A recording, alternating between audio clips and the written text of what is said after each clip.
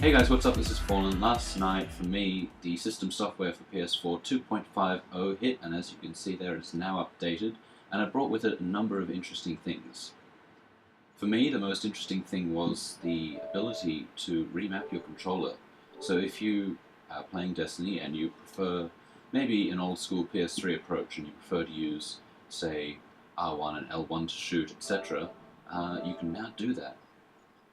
So if you go across to settings, down into accessibility, right down here it's a new option. Then you go down here to button assignments. Enable custom button assignments. And as you can see, I've already been messing around. So now it's showing me that my R1 will act as an X button, my X will act as an R3 button, and my R3 clicking in on the right stick will act as an R1 button. Now, just starting up Destiny here, I'm now pressing X on the controller, and it's no longer working as an X button. I have to press R1. And the second I press R1, there we go.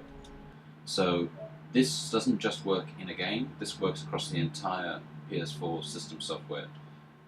So when you're in the menus, etc., once you click Enable Custom Button Assignments. And if you want to set up a controller scheme for a particular game, such as Destiny, but you don't want to then have to deal with using R1 as X, which is really kind of weird, you can actually hold down the PlayStation button and it'll take you into this quick menu. And usually this was only good for changing volume on a controller, etc., but now it's had a big update where you can now close the application, adjust sound and devices, click R1, keep forgetting to do that. You can adjust the volume control for the speaker on the controller and for the volume control on the headphones, same as last time, as well as the output, muting microphone. You can now adjust the party setting audio mix from here, which is really nice. You've got turn off device, of course, and also set time until controller's off. That is also really nice to have in there. And then if you go back out, you can also see log out and switch user, which are new. Turn off PS4. Then you've got power options. Now power options has one of the newer features. I'll keep clicking X. Like, you already had turn off PS4. I don't know why they've got it there if you've also got it here. It would seem a bit odd to have it there and then in here as well, but there you go. You've got restart PS4 and enter rest mode. Now, the rest mode, it's basically like a standby. It's almost like not turning it off at all, but it's a low power setting. So if you want to have a game up and running in the background, make sure your controllers are charging, etc., this is a great setting to use for that. You probably won't be able to use this a lot for Destiny, as it's online only, so you can't really pause it in the first place. But if you are playing another game such as Call of Duty or Bloodborne, which I know a lot of people are playing now, it was just released, then you can enter rest mode, come back a few hours later and pick up exactly where you left off, no having to load into a menu, load up the checkpoint and then get back to where you were. Of course, you can, if you enable the option in the settings menu, enable add to quick menu, this option here under button assignments. It will then show up in your quick menu here with accessibility, enable custom button assignments. So you can turn that on and off. So if I turn that off, now X becomes its normal buttons and the controller works as default. The second I click it, the controller now works as its newer preset. But you cannot, sadly, change the settings of the different button layouts from the menu. You actually have to go into the actual menu all the way down to the bottom. So if you have a look at the custom button assignments, I keep clicking X, you can have a look. There's all of the buttons here, minus the touchpad, of course, and the share and pause buttons, and the PlayStation button. But all of the other interactive buttons for the controller are here. And so say you want to change, say you're used to having square as melee in a game like Destiny, just reset it for now. Click R1. Now if we jump into Destiny, oh, and before the changes take place, you actually do have to confirm for me as R1, which is a bit bizarre. So here we are in Destiny. My controller's working as per normal because I've gotten rid of the preset controller refinements that I set last night, just to see how well it worked, and it actually does work really well. There's no need for the system to load in the new buttons. The second you hit confirm, it applies itself, which is really nice. So for a game like Destiny that's all about customization, I expected there to be controller options to change your controller layouts, which is what I think made Halo so competitive, because you had options like bumper jumper, so people who liked jumping and hip firing the assault rifle. Well, Halo was all about hip firing, apart from sniper rifles and battle rifles. But you could just simply change, say, L1 or R1 to jumping, so you can continue aiming with your right thumb instead of moving your right thumb across to A to jump. So, but there's none of that in Destiny. So it's really good to see that PlayStation has done that, and I'm just waiting now for other consoles to do something similar. So, as you can see, I'm in Old Russia with my trusty last word, although I think I'll change that out to a Red Death for the sake of this video. And Destiny's working fairly as expected. You can see R1 is melee, L1 is grenade, L2, R2, etc. But if I go into this menu, say I want to have melee. I've been playing a lot of Call of Duty Advanced Warfare, which I haven't, but say I've been playing a lot of that, I'm used to the melee, I really like R3 as my melee. So I just hit R3, so I find the button that I want to change the action for. So R3 is the button that I want a new assignment. And in Destiny, melee is R1.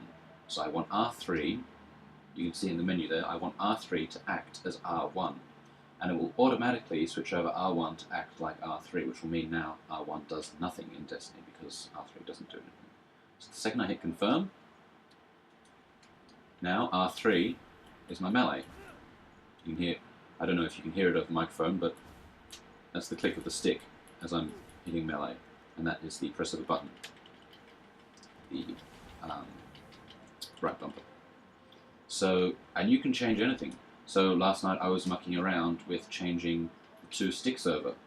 So you can just do that, confirm, and if you ever want to feel disoriented in a video game, this is the way to do it. I spent like 15 minutes just trying to walk in a straight line, and I almost got murdered about 10 times just trying to get away from a bunch of rank 2 fallen, which as I'm rank 32 I should be wiping the floor with them, but having these sticks inverted is just so extremely disorienting, and it doesn't just work in the game, it also works out of the menu. So now I'm using my right stick to move up and down and to move around, and the left stick now does nothing.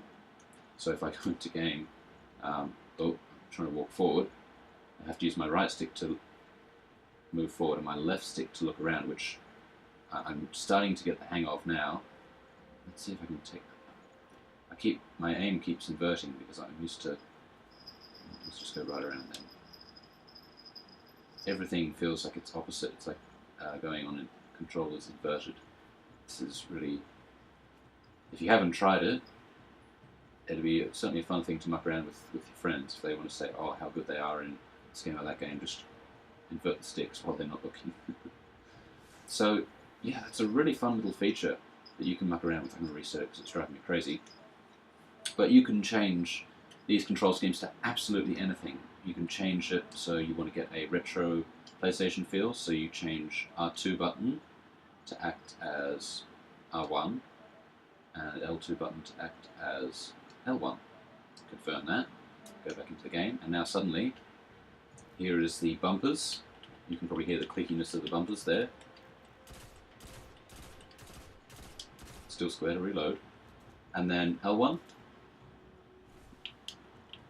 If you can hear, that's more of a trigger sound. That's a bumper sound. And that's my other trigger. And that's my bumper. So that's if you're used to the PlayStation 3 controls and you want to try that out. And it's actually really fun because it's there's no lead in before you shot. The second you press the button, the shot fires. So I can actually imagine some people using this because there's no oh, I'm starting to pull the trigger but it hasn't yet fired. It's the second you press in that button it fires. It's a bit more clicky and snappy. So for people who prefer that, I can imagine that being a huge advantage. Well, it's going to take a while to get used to throwing a grenade with L2, which is bizarre. But then again, you could change that to be something else. If you preferred grenade to be, you could even change it to be one of the buttons on the D-pad, or circle, for instance. I know some games have circle as their grenade button. You can even change circle to be melee, like Halo. You could change this to absolutely anything. If you want to change this with a couple of friends online, absolutely go ahead. And you can set it as the game controls, and then say you back out of the PS4, you just go to Enable Custom Button Assignments, untick that, and the controls go back to normal. And then when you go into the game, you can re-tick it again. Sadly, you can't save a custom controller layout. I wish you could save, maybe 3 or 4 different, profiles for these controller layouts. It would be really interesting, to have a Destiny preset, a Call of Duty preset, so that you don't have to muck around with the control schemes every time you go into a different game. You can just change it on the PS4 and then leave it there. I think that would be really cool. I'm actually interested to try the PlayStation 4's suspend and resume mode. So I'm going to walk over here to a reasonably safe zone. So I'm going to get sniped or something. I'll sit down here. We'll have a look at the people in my lobby, just so we can remember. So we've got Wild Turk and Michael Clark. Oh, that's unfortunate. And then I'll hold down the PlayStation button. I have no idea what's going to happen. Power options and enter rest mode. So as you can see there, it says it will still charge controllers, which is not an issue for me because I have a controller stand. Download update files, which is kind of nice if you're expecting a big update for something like Destiny or Call of Duty or a DLC to drop. Division. And keep applications suspended. So, and you of course still want to unplug the PS4 like this. So we will just go into rest mode, I guess. Go to functions. Supply powered USB ports. 3 hours, I guess. Stay connected to the internet. Yes. For Destiny. You're turning off now. No. Keep applications suspended. Yes. Okay, so you definitely want to stay connected to the internet if you want to rest Destiny. Power options, enter rest mode. Aha. Okay. So it looks like we'll be signing out of Destiny for a minute. I will catch you back when I'm in another game that can be suspended. Okay guys, this is me, Fallen. I'm in the DLC for Infamous Second Son, Infamous First Light. I've actually had to reshoot the audio because the original was corrupted, of course. Completely not my fault. But here we are, just showing you that the game is up and running. I'm in the middle of free roam. Now I'm just about to hit the PlayStation button. I'm going to be doing a bit of prediction on memory work. So go down to rest mode and set the PS4 into rest mode. Now of course the game capture card stopped capturing the second the PS4 was not receiving a signal, so there will be a blank in the footage. Okay guys, so once the PlayStation had completely shut itself down, it brought me to just like a blank off screen, and the power button was pulsing orange. Now the interesting thing about this was the second I turned the power button on the DualShock 4 back on, the PlayStation started up and it brought me to this please wait loading screen. Once the please wait went away after 10-15 seconds or so, the game, it tried to go back into the game and it said could not verify the content. Now this is just because it couldn't connect to the Wi-Fi or was still waiting to connect to the Wi-Fi yet, so there's not actually anything wrong with it, but because it's a digital title it needs to be verified before it can be played, just to make sure it's not pirated or illegally downloaded. But you can see once the Wi-Fi was back on, the padlock icon went away. I started it up and it went back to exactly where I was before. So this is a great little feature for those of you who want to maybe pause the game during the middle of a boss fight when there's no checkpoint and you need to go out for a couple of hours. You don't want the PS4 sitting there on for that whole time. So this is a really useful feature, and I know that it will come in handy in non-online games like Destiny and perhaps a couple of others. So guys, let me know what you think of this newest update. It's really interesting to see the stuff that Sony is doing now with the PlayStation. Even though they did promise this back when the PlayStation launched, it's good to see some of the stuff now coming into fruition. I know my favourite feature though is still the controller remapping. Leave a comment down below letting me know and letting everybody else know what your favourite feature was. Leave a like on the video. It really does encourage me when I see a couple of likes on a video. I think, yeah, people actually really watch this and like what I'm doing, and it encourages me to keep going. So I'll see you in the next video though, and hope you have fun with your new PS4 system update. Bye guys.